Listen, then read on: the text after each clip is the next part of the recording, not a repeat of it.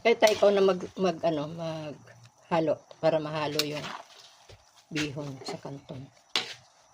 Panawagan po sa sandatang sa ilinaw ang sagot. Sundin ang salitang batas. Hello.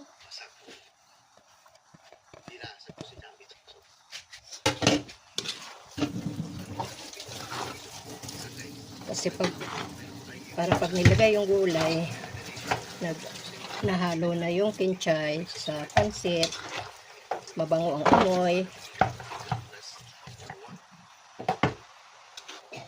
Kunti lang yung kinchay eh.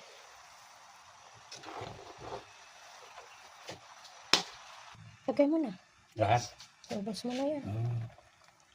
Hi. Wala, paano na yan? Hindi na natin yung mahalo. Halo yan.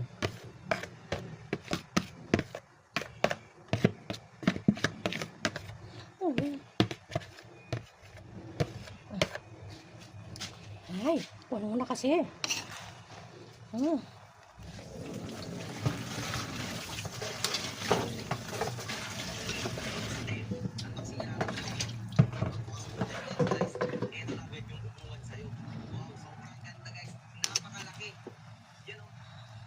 Kain tayong pansit.